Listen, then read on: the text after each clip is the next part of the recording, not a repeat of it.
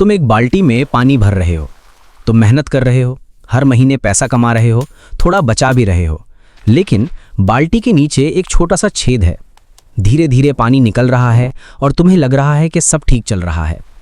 पैसों की दुनिया में उस छेद का नाम है महंगाई, गलत फैसले और बिना सोचे सिर्फ बचत करना। अब एक सवाल, क्या सिर्फ पैसा बचाने से कोई अमीर बनता है, या अमीर वो बनता है जो अपने पैसों को काम पे लगाना सीख जाता है? आज की इस कहानी में हम जानेंगे ऐसे एसेट्स कौन से हैं जो सिर्फ पैसे रखने की जगह नहीं बल्कि पैसा बढ़ाने की मशीन बन सकते हैं। लेकिन रुकिए, ये कोई जल्दी अमीर बनो वाली कहानी नहीं है। ये है धीरे, समझदारी से और सच्चाई के साथ अमीर बनने की कहानी। सबसे पहले एक बात बहुत आसान भाषा में समझो। एसेट मतलब ऐसी चीज जो भविष्य में तुम्हारी मदद करे, या तो पैसा दे, या अपनी वैल्यू बढ़ाए, या तुम्हारी कमाई बढ़ा दे।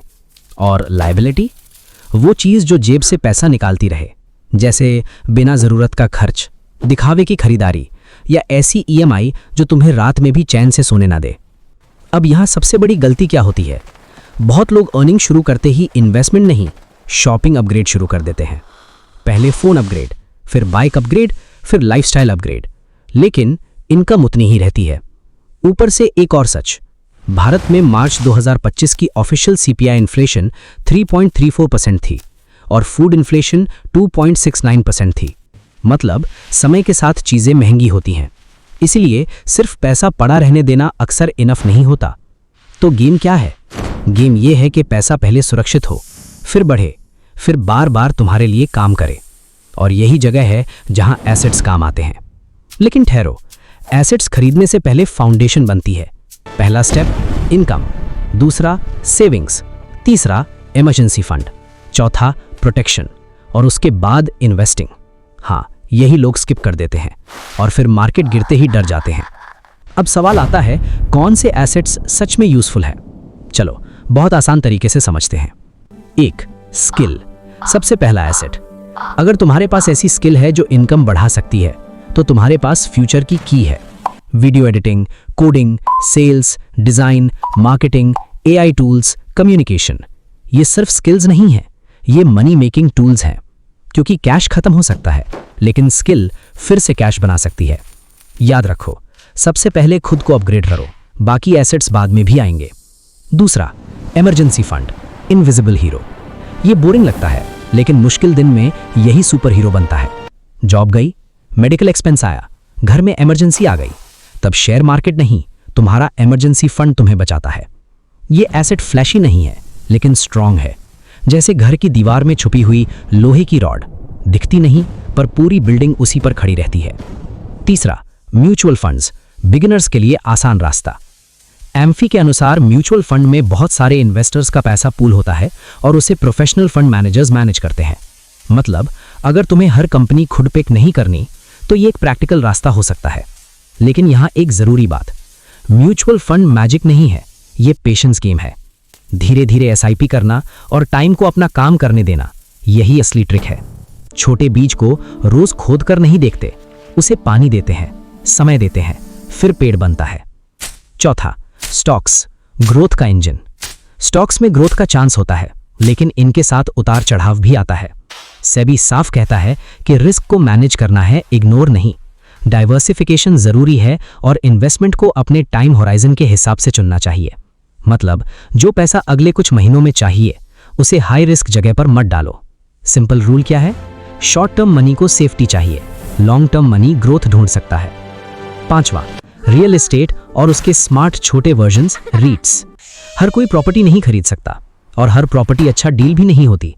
यहीं पर रीट्स इंटरेस्टिंग बनते हैं। सेमी के अनुसार रीट्स पूल्ड इन्वेस्टमेंट व्हीकल्स हैं, म्यूचुअल फंड्स जैसे, लेकिन ये रियल एस्टेट में इन्वेस्ट करते हैं और स्टॉक एक्सचेंज पर लिस्टेड होते हैं।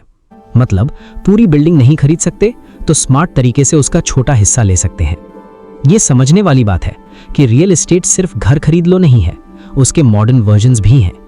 छठा, गोल्ड, लेकिन स्मार्ट गोल्ड। गोल्ड का नाम आते ही लोग ज्वेलरी सोचते हैं, लेकिन इन्वेस्टमेंट और ज्वेलरी एक चीज नहीं है। बीआईएस के अनुसार हॉलमार्क गोल्ड का HUIB वेरीफाई किया जा सकता है और प्योरिटी की कमी मिलने पर कंज्यूमर कॉम्पेंसेशन का प्रोविजन भी है। मतलब अगर गोल्ड लो तो इमोशन से नहीं, इंफॉर्मेशन से लो। चमक देखकर नहीं, सच्चाई देखकर। 7वां, रिटायरमेंट एसेट्स फ्यूचर वाले तुम के लिए। आज का तुम कमाता है, लेकिन कल वाला तुम? जब एनर्जी कम होगी तब इनकम कहां से आएगी? एनपीएस ऑफिशियल साइट के अनुसार ये एक market linked retirement saving scheme है जो सिंपल, वॉलंटरी, पोर्टेबल और फ्लेक्सिबल है। मतलब रिटायरमेंट प्लानिंग कोई बुजुर्गों वाला टॉपिक नहीं है, ये आज के स्मार्ट एडल्ट्स का टॉपिक है। अब यहां कहानी पलटती है। वेल्थ सिर्फ एसेट्स की लिस्ट से नहीं बनती, वेल्थ बनती है ऑर्डर से।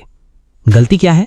लोग सुनते हैं stocks, gold, business, real estate और अगले दिन सब में थोड़ा थोड़ा पैसा डालना चाहते हैं। ये स्ट्रैटेजी नहीं है, ये कंफ्यूजन है। सही रास्ता क्या है? पहले इनकम बढ़ाओ, फिर इमरजेंसी फंड बनाओ, फिर प्रोटेक्शन रखो, फिर गोल के हिसाब से एसेट्स चुनो, फिर डाइवर्सिफाई करो, फिर लंबे समय तक टिके रहो। बस यही बोरिंग प्लान अक्सर सबसे पावरफुल प्लान निकलता है, क्योंकि अमीरी लाउड नहीं होती, वो अक्सर क्वाइट होती है। वो रोज के छोटे फैसलों में छुपी होती है। एक एक्स्ट्रा स्किल में, एक डिसिप्लिन्ड एसआईपी में, एक अननेसेसरी खर्च रोकने में, एक स्मार्ट लॉन्ग टर्म डिसीजन में। और हाँ, business, content, digital products, e commerce, ये भी पावरफुल एसेट्स बन सकते हैं, लेकिन तभी जब वो सिस्टम बन जाएं, सिर्फ आइडिया ना रहे। आइडिया सीड है, सिस्टम ट्री है और इनकम उसका फल। तो इस पूरी कहानी का सबसे बड़ा लेसन क्या है? पैसा कमाना अच्छा है, पैसा बचाना जरूरी है, लेकिन पैसा बढ़ाना ये स्किल है। और ये स्किल हर कोई सीख सकता है, धीरे धीरे, साफ दिमाग से, बिना दिखावे के, बिना जल्दी अमीर बनने के जाल में फंसे। आज ही खुद से एक सवाल पूछो, क्या मैं सिर्फ कमाने के लिए काम कर रहा हूं या मैं ऐसे एसेट्स बना रहा हूं जो एक दिन मेरे लिए काम करेंगे? अगर जवाब दूसरा नहीं है तो चिंता मत करो। आज शुरू करो, छोटा शुरू करो, लेकिन सही शुरू करो, क्योंकि फ्यूचर में अमीर वही दिखेगा जो आज स्मार्ट बना। अगर ये वीडियो आपको यूजफुल लगा तो इसे लाइक करो, शेयर करो और कमेंट में लिखो आप सबसे पहले कौन सा एसेट बनाना शुरू करोगे। और अगर आप ऐसे ही simple, honest, powerful money lessons चाहते हो तो सब्सक्राइब करना मत भूलना, क्योंकि पैसा सिर्फ कमाना नहीं, समझना